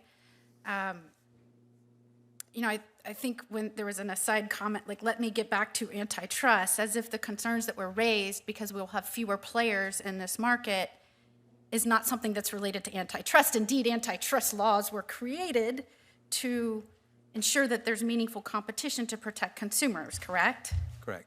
And some of the issues raised by parents, both parents, young children in school, I'm a parent, young child in school, a lot of those concerns came up because more and more and more of the content that was produced or made available through your streaming service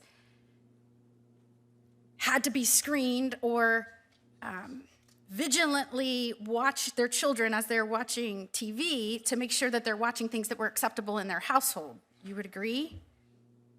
You're a parent. You would I'm a agree? parent, and I think parents have to be vigilant about everything they watch anywhere they're watching. So I remember this Cuties documentary because I was the attorney general in Florida at the time, and mother of a young child, and immediately raised concerns to your company, who quickly dismissed my concerns. And you say, well, that was rated for adults. That wasn't rated for adults. It was 15 plus, correct? No, ma'am, it was MA. You were indicted by a federal grand jury for that content at one point, right? Or excuse me, a state grand jury in Texas I'm not, for the content of that? I don't recall. I don't recall.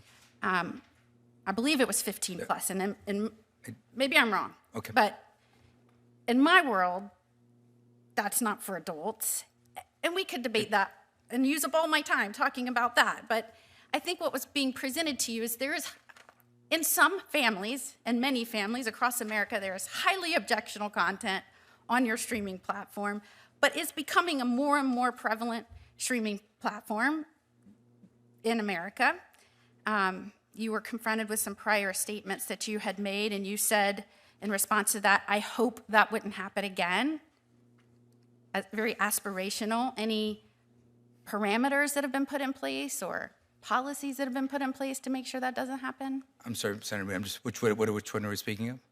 The previous- numerous statements that were put forth Yep. by Netflix. Sure, what I said. You said, these are so. I hope that wouldn't happen again, as if just by a wish and a prayer, it will never happen again. But are there policies in place that would prevent statements like that? There are policies in place. Our social media postings are not a place for politics. Our business intent is to entertain the world. It is not to have a political agenda. There are policies in place that to make sure. What I'm saying is that these are people who do it. We're here because you're proposing to become even larger. And if there are folks across America that are already struggling with their limited options, you're proposing you become even larger, and I am just saying maybe that shouldn't have been a joke. Let's get back to antitrust. Let's truly talk about whether there are going to be options. In fact, we need to make sure that indeed these laws are protecting American consumers as they're meant to, and they're not just, and Chairman Lee's concerns that they're not just a way for government to choose winners by stringing along acquisition, right, which I saw in the Biden administration happen. Do you think that, and I know you say that this might help with costs, that costs to consumers may go down, or do you believe that you're going to have to put in place some sort of agreements to make sure that the competition remains strong and that consumers are protected in costs? Well, Senator, as I said earlier, this does not present a concentration risk that would require remedies like that. Our prices have gone up slower than all of our competitors, and as I was just saying to Senator Booker, they also offer much more value for the money. Again, I think consumers feel value in what do they get for their money. Am I wrong? In the last 10 years, hasn't Netflix costs already doubled? I'm not sure of the math. I do believe that streaming costs across the board have gone up for consumers. Well, the in our Netflix case, costs in the last 10 years have doubled, and that outpaces the rate of inflation. we have multiple tiers of service, so I'm not sure that that's true. Are there guardrails that you're proposing that might ensure that this merger doesn't increase prices to consumers? I mean, like I said, we don't believe that this merger represents any concentration risk. We are speaking actively with DOJ right now on the process, and it's still pretty early in that process. Thank you, Chairman. Thanks, Senator Mooney. Senator Klobuchar, you're up next. Thank you, Mr. Chairman.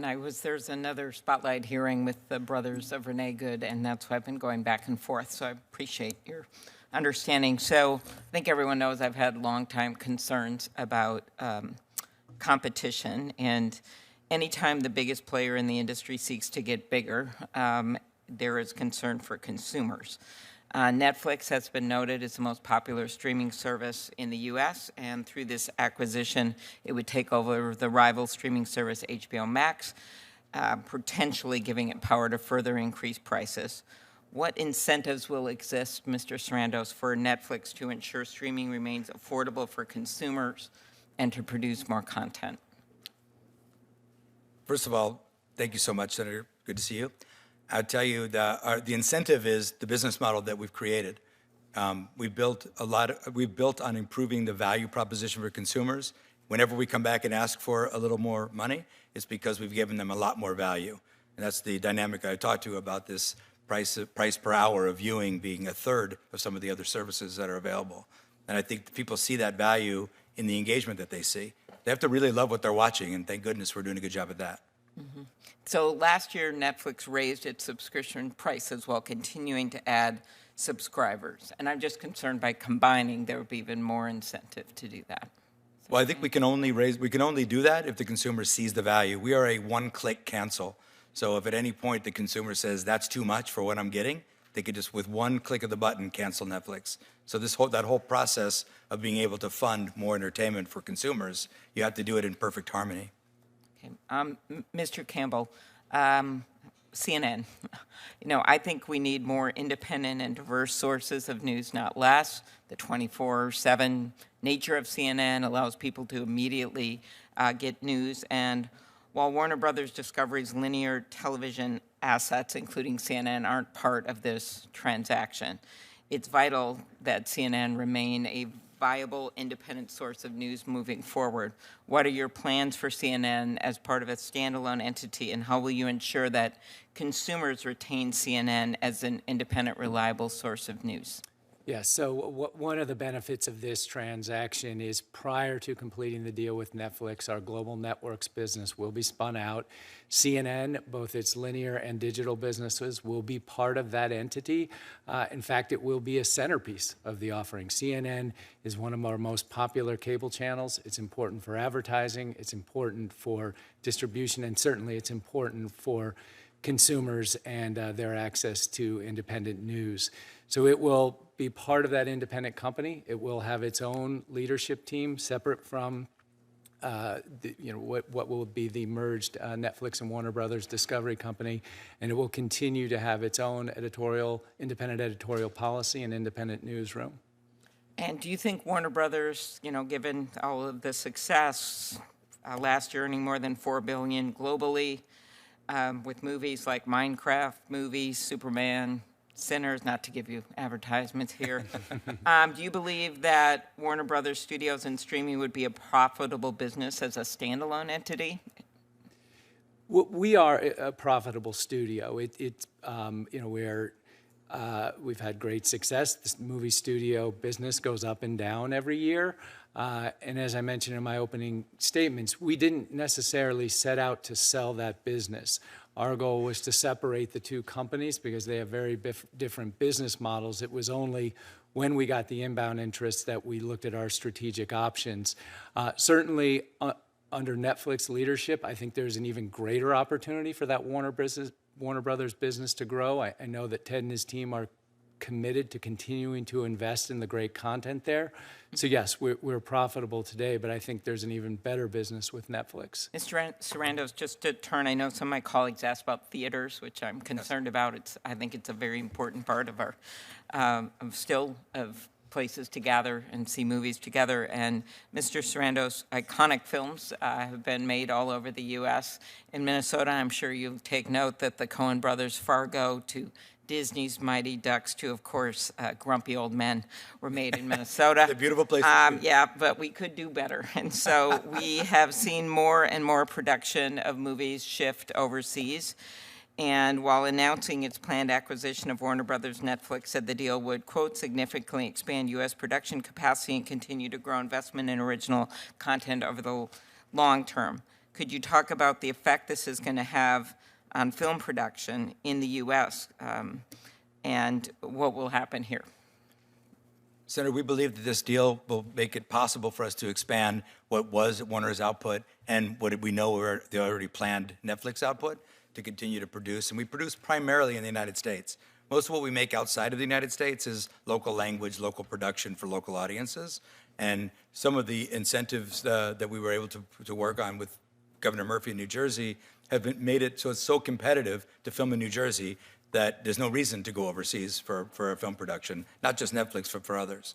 So I think we're very vested in creating more American jobs, keeping production in America. I think that we do this better than anyone else in the world, tell stories to the rest of the world, and we want to keep investing in it. Okay, last words, I won't ask a question, but just the importance of a thorough antitrust review of this major mega merger. I continue to believe that we need to update our laws. That's the Calera bill that I have introduced, the Competition Antitrust Law Enforcement Reform Act, just because I think major mega mergers like this should be held to the burden of, do they actually hurt competition or not? And I think that would be a much better way to run things in a capitalist society that believes in the marketplace. But I appreciate both of you coming before us. Thank you. Thank you, Senator.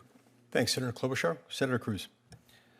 Thank you. I want to start by having the record reflect that I'm amazed Senator Klobuchar managed to reference the terrific movie Grumpy Old Men Well, it sort of is relevant to our workplace.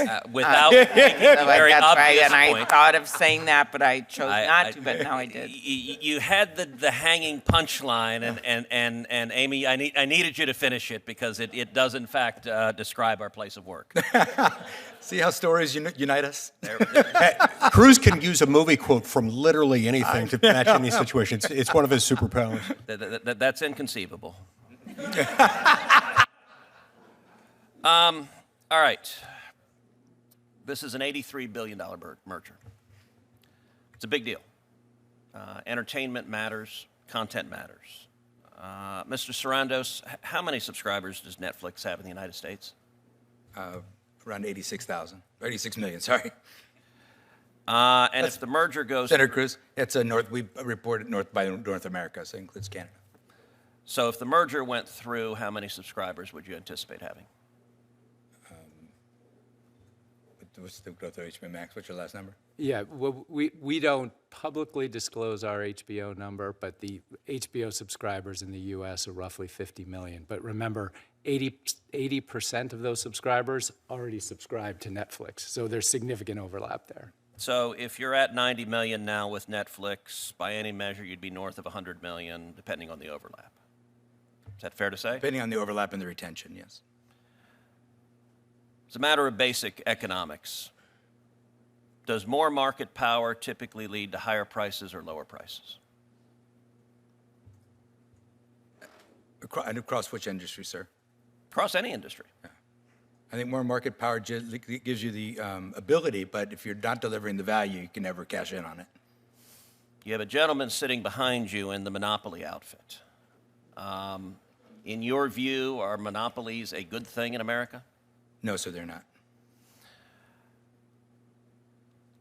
Should the American people be concerned about a monopoly in entertainment and streaming? Just to be clear, while monopolies are not good, we are nowhere near dominant, let alone a monopoly. We have 9% market share that will grow to 10. If you wanted to contort yourself... Well, but that's defining the market the way you want, and obviously in antitrust assessment, the market definition is critical. In the streaming market, paid subscription streaming, what % do you have of the market? For us, that would be kind of a fantasy construct. Okay, so you don't want to answer that. No, I'm just saying, if you take YouTube out of the picture, which is the one that that people think is controversial, would be about 18% plus 3% of about 21%. So another aspect of this merger that I think is raising significant concerns, which is an ideological aspect. Would you agree there's a difference between entertainment and propaganda? Yes, sir. I and many others on this committee have been concerned for a long time about censorship in the media, and censorship in Hollywood. There already seems to be only one acceptable political view. Actually, I want to ask, did either of y'all watch the Grammys this week? I did not. Just the tail end of it. One simple question. Are we right now on stolen land? I have no idea the history of this land, where we're sitting today. Nor do I, Senator.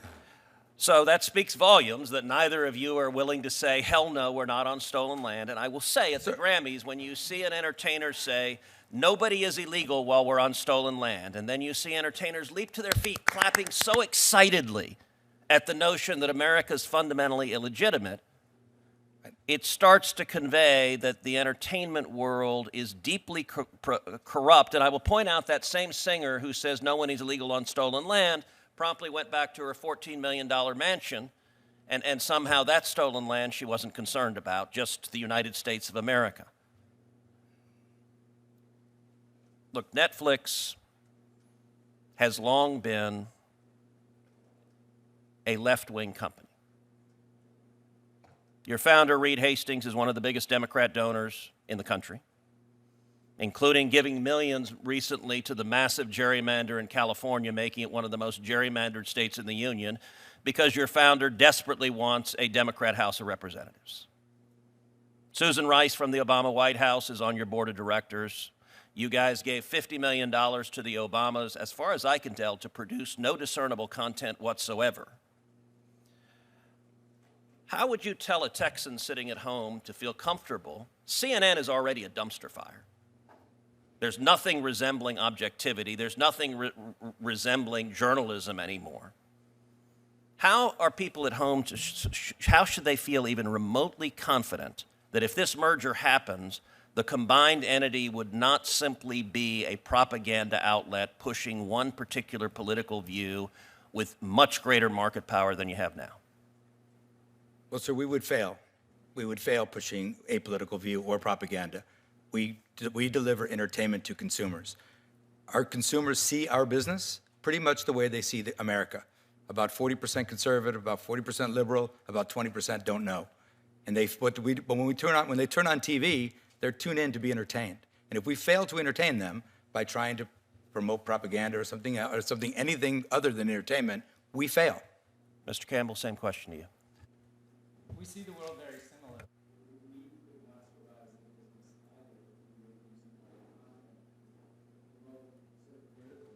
We have a very broad range of content across not only HBO Max, but all of our platforms that we need to appeal to all audiences. Our content ranges from Hard Knocks from the NFL to shows like Deadliest Catch and Gold Rush. It's a very broad collection of programming that represents broad interests across America. You have a wide range of programming on HBO. Name one program that is designed to appeal to conservatives. We don't design our programming to appeal to I can think of a lot that are designed to go to liberals. Name one. None of our shows are designed to go to any political group. They're designed to appeal to... Really, John Oliver's not designed to appeal to a certain group? It's a program that... for which there's... You just said none of your program is... Look, let me ask you, do you think CNN is fair and balanced?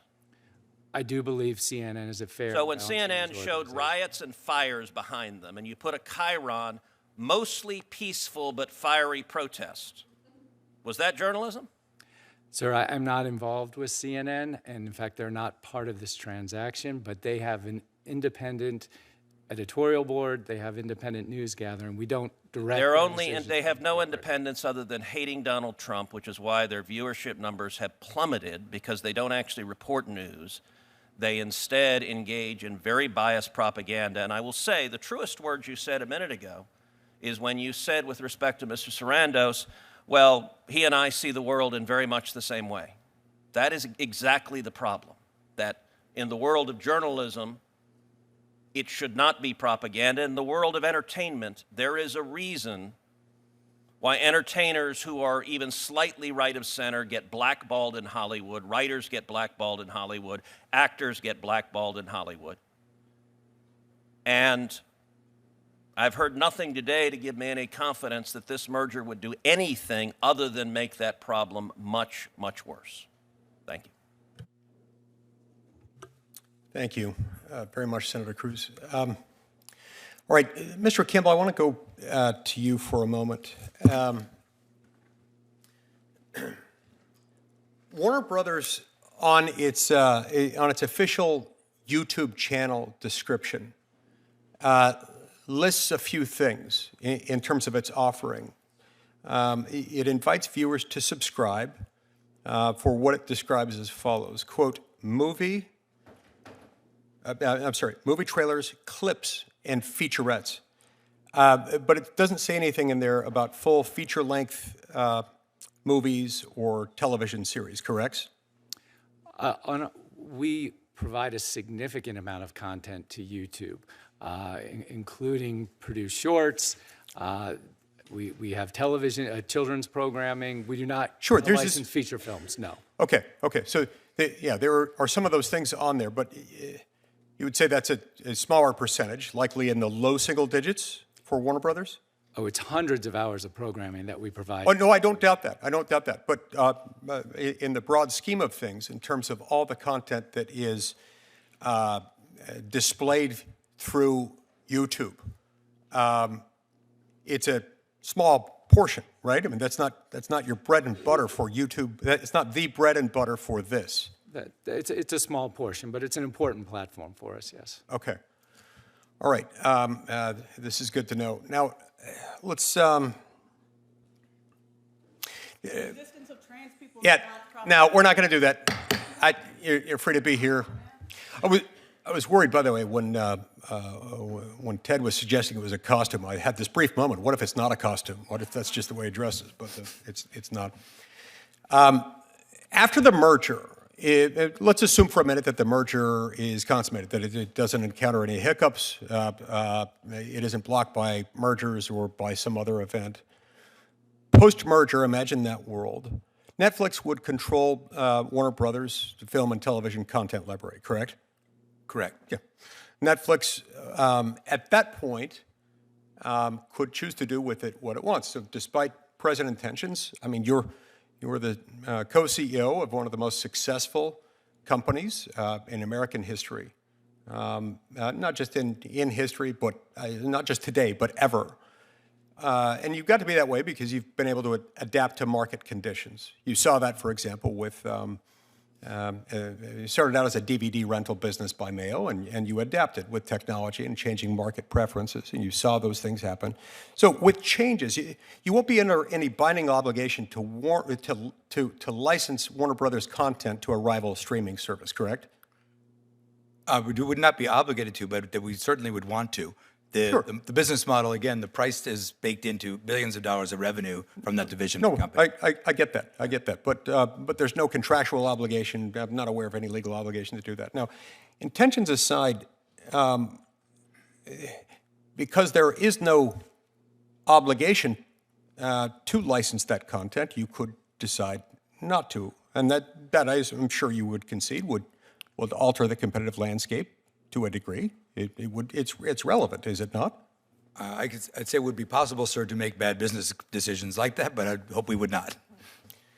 So, and likewise, even if you didn't decide to stop licensing to others, you could also make an infinitely dialable, infinitely scalable set of decisions regarding the licensing fee arrangements so as to make it either more or less attractive for others to stream Warner Brothers content. Is that right? I think what we'd want to, it'd be a very competitive marketplace as it is today, and I think what we want to do is make those deals work. No, I understand. You cited the Sony pay TV deal in your opening remarks. That was a renewal of a deal that we've had for years with Sony. They renewed that deal because it was favorable to them. They liked the terms of that deal. Sure. So, and there was many people bidding for it. I get that. Yeah. I get that. And I would just also may, if you don't mind, that pay TV window, I'd say is really exciting because it opens up the value to consumers. Prior to that window, you've got exclusivity to theaters, which comes with a price tag. You've got pay-per-view and digital rental, which comes with a price tag. And then you get it to the subscription model that's included in your subscription at this closer to 35 cents an hour of watching, which makes movie watching much more affordable for consumers. Yeah. And it I won't have you do the math now, but I'll do the math later. Yeah. That's somebody that's a pretty high volume user who's getting it at that rate. But great. If somebody wants to watch that much, that's great. All right, I want to shift to a slightly different but related topic.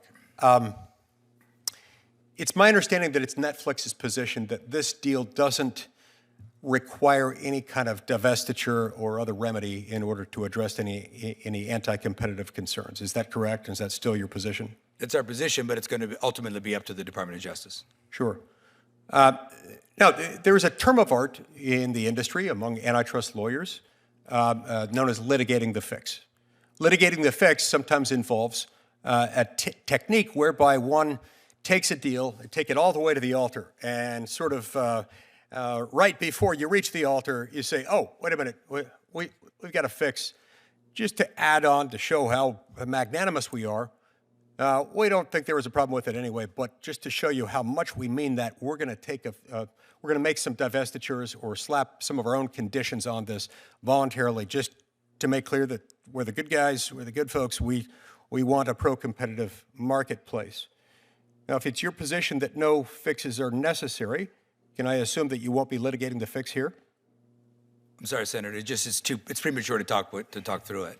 Right. Have you pre-litigated the fix? Sometimes, as I understand it, litigating the fix is something that's actually not only conceived of, but more or less arranged privately prior to the consummation of the deal. And it's known all along, and it's not a surprise to anyone inside the company, at least among those who've been negotiating the deal, that they're doing that. Do you have any of those arrangements here? There's been no discussions about that I'm aware of. Okay. Now, Netflix and Warner Brothers are both among the largest buyers, the largest acquirers, payers, whatever you want to call it, of creative labor in the industry. Is that, would you agree with that statement? Sounds right. I mean, if you think about it, what we spend on programming, we spend so little on sports, so most of it is creative versus some of the other networks that might spend competitively. They're also spending a great deal on sports. Well, by the way, you plan to spend $20 billion a year in production. Are you aware of any other producer who spends more than that? Well, we spend, on the entertainment side, we spend roughly $12 billion. And I know, we have a very competitive industry. When you look at Disney, clearly they're spending more than we are. Paramount, Universal, we're all spending in the same general range. Same ballpark. Okay, that is a fair amount of money. I mean, that's almost as much as my colleagues will earmark in a particular spending bill, but it's an enormous sum of money. So post-merger, again, fast forward, let's imagine a world in which you don't encounter any other hiccups, nobody backs out, nobody's blocked, and the merger happens. Wouldn't it be fair to assume that there would be fewer independent studios at that point, or fewer studios generally, competing to hire writers, directors, actors, production professionals, and others involved on the production side? I'm sorry, I'm missing the connections. Yeah, okay. Pre-merger, you've got two different companies. You've both got your own separate revenue streams. After the merger, you'll all be under one ownership. And all production costs, let's say if you, I don't know what happens, I'm not asking you to divulge that here, but the two of you combined, you'll be both spending a certain amount. I would imagine it could be something involving your current production cost plans plus your current production outlay plans, somewhere in that range. Right now, that's between two companies. It'll be under one ownership if the deal comes together and if it's completed. So at that point, wouldn't it be fair to say that there will be fewer studios competing to hire the writers, directors, actors, production technicians, and so forth? Actually, in the way that we're doing this deal, we're going to keep Warner Brothers Studio, both television and film, operating exactly like they are today, so no fewer studios. By way of example, in a potential Paramount deal, they would absolutely collapse from 5 to 4 studios. No, I grasp that, and I appreciate that. And you and I have talked about that in the past. And this keeps the 5 studios intact. I recognize your plan, and I respect that. Nevertheless, you didn't get to be where you are today by playing it safe. Otherwise, we'd still be back in, what's the name of the place where you worked, the video store? Arizona Video Cassettes West. It's fantastic. It's a very catchy title. I love the West on it. I've asked him in the past to repeat that several times. Yeah. Otherwise, you might still be back there. You're not content with the status quo. You see market trends. You see changes in technology and in distribution of market power. There's no guarantee that that will continue to be the case. There are all kinds of things that could change. All right, I've gone significantly over in this round. We may be back. Senator Booker, go ahead.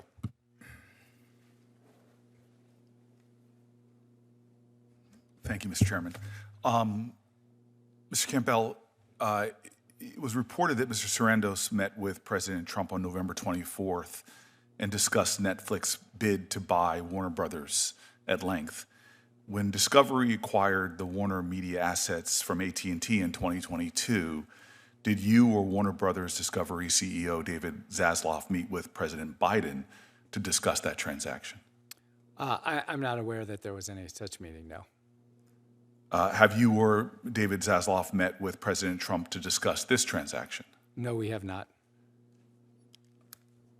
Do you think there's anything inappropriate about meeting with the President of the United States to discuss a transaction? I think in situations like this, all the parties involved often reach out to anyone in government that has an interest in the transaction. So I don't think it's unusual. What about Skydance? They were able to close a deal with Paramount last year, right around concurrent with the time that they paid President Trump $16 million to address the president's grievances about a 2024 60 Minutes interview with Vice President Kamala Harris. Does that strike you as appearing improper? Yeah, that was obviously not a decision we were involved with. I'm asking you just under oath, what do you think? It was unusual, yes. So I believe that antitrust laws should be applied objectively, that they should follow the facts. But we're in an unprecedented, or you might call it, as you used your word, unusual environment right now, where we see private organizations from universities, law firms, we're seeing corporations begin to come and make deals with the President of the United States, whether it's contributions to his ballrooms, whether it's giving him information that he is in this deal, then goes out and buys stock in those corporations. We're seeing people offer pro bono services. All it seems to be currying favor with the President of the United States, who is exercising, as using your words, unusual sway over these deals. That strikes you as a concern, correct? We are staying focused on the regulatory process. I understand you're staying focused on that, sir, but so many people are staying focused on their narrow concerns, and they're missing the larger erosion of our democracy. Antitrust, as presidents have said in the past, is an erosion of our democracy, of the free markets, of the ideals and the principles that are very much at the center of this hearing. We are, in my opinion, in a constitutional crisis right now when you have a president who is pocketing literally hundreds of millions of dollars from the very people that he is able to make decisions about the destinies of their companies. Mr.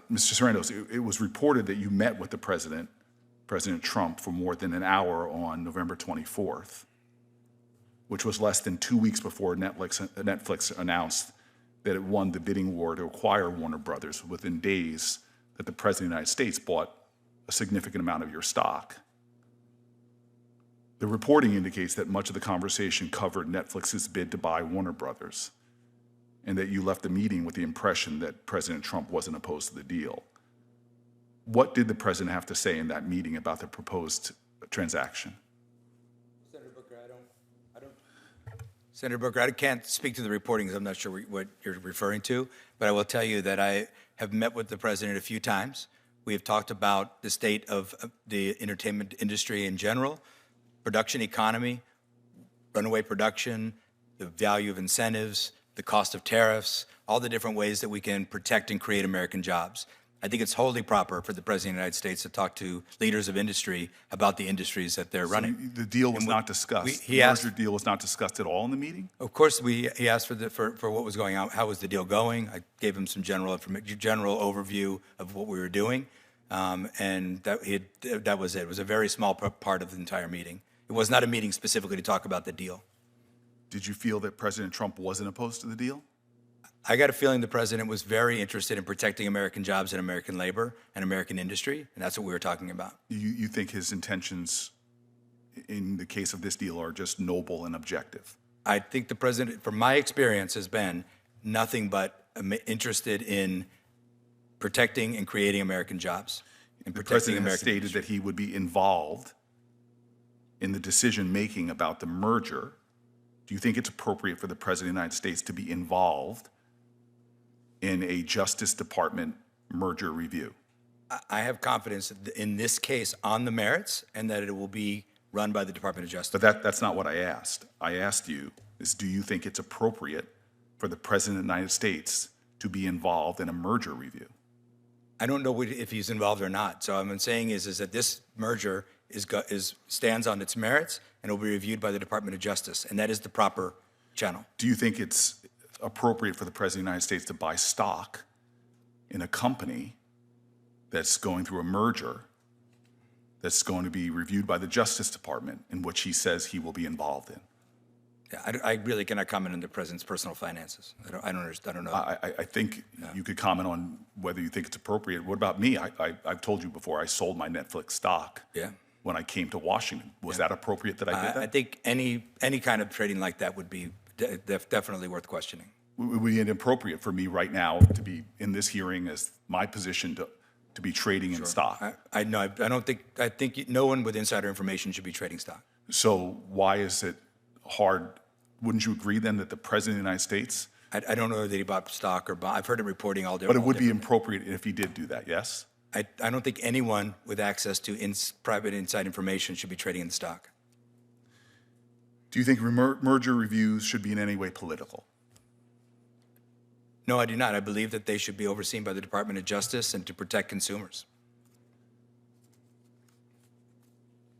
I think that's one of the core challenges we have right now in our country is that we have major society impacting mergers like this being done by a Justice Department, overseen by a president who seems to take personal tribute, whether it's people settling ridiculous legal cases from media companies, where he and his family get direct payouts from those companies, where he's literally buying stock within days of having private conversations that were not public with leaders like yourself, where the president has insinuated time and time again that these are not for the independent Justice Department, but are for him. That is clearly happening in the context where we have a corrupt political system where nobody on this dais or the people behind you in the public know whether you've made contributions to political organizations, because we don't have disclosure laws that would allow us to even know if corporations like yours are contributing to the very politicians who seem to be wanting to exercise sway over the process. I got to show you, Senator Booker, there was no request or any offer that had anything to do with this deal in that conversation. Yeah, I appreciate that, and I take your word at it, because I've said multiple times, you're a person of remarkable integrity, and I've found you that way. But I think the larger problem here we have is that corporate power is growing in the United States of America in a staggering way, creating disparities of wealth that are unconscionable, even unimaginable just a generation ago, and where that wealth and that power are being exercised in a way that is indicative of crony capitalism, where people have access to the president of the United States, overtly give him millions and millions of dollars while he's overseeing decisions that affect the very culture of our country.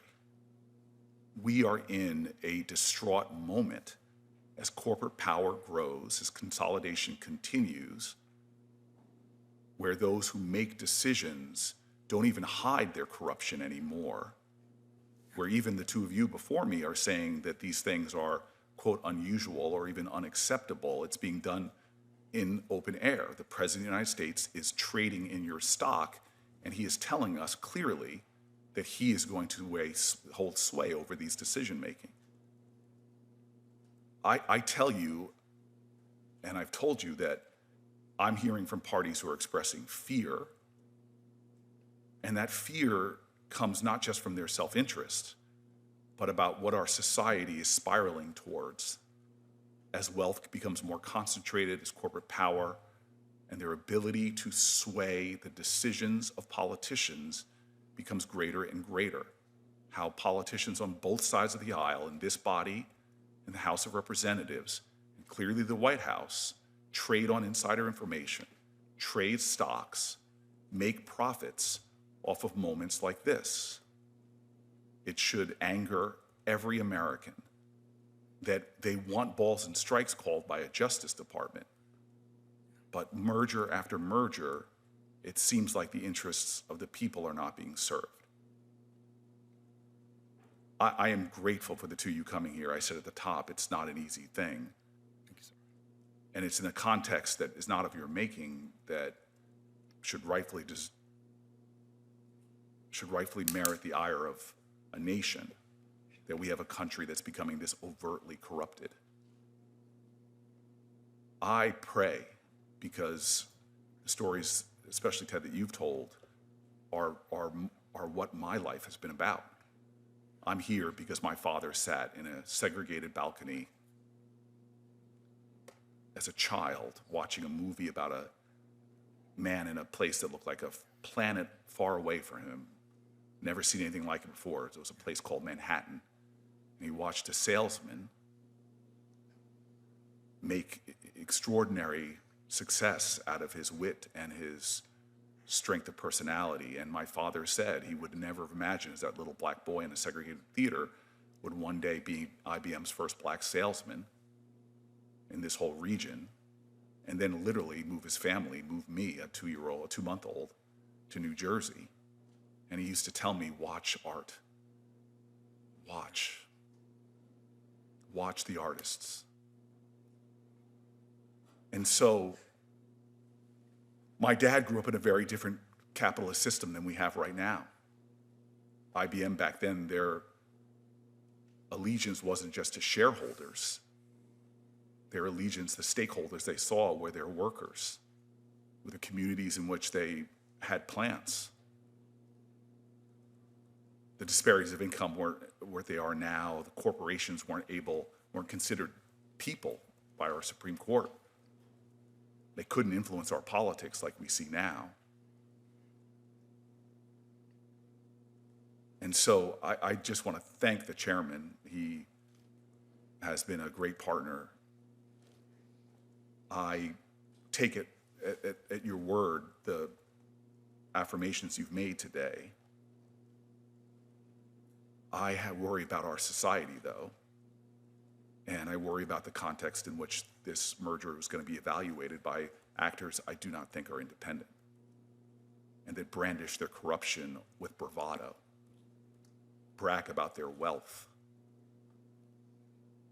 We have to stop what's happening in America right now. The trends are disastrous, but that does not fall in the laps of two companies that are trying to imagine something better, perhaps. So I want to say that there'll be questions from me for the record. I think it's really important that we gather as much information as possible. I do not trust this administration in their evaluations, and I just pray to God that everything that you all hope might come, should this move forward, that you all have attested to, comes to pass, because I remember that one song sung by a patron saint of New Jersey. The poets around here say nothing at all. They just stand around and let it all be. If we lose our poetry, if we lose our art, if we shut out artists, I worry about people like my dad, who are now kids, looking for some seed of inspiration that can fuel their dreams so that they can create an America beyond that which we can see right now. Thank you, Mr. Chairman. Senator. To my knowledge, Netflix isn't in poetry yet, but maybe that's coming soon. Poetry streaming could become a new thing. If anybody can find it, perhaps you guys will get there. I appreciate both of you coming.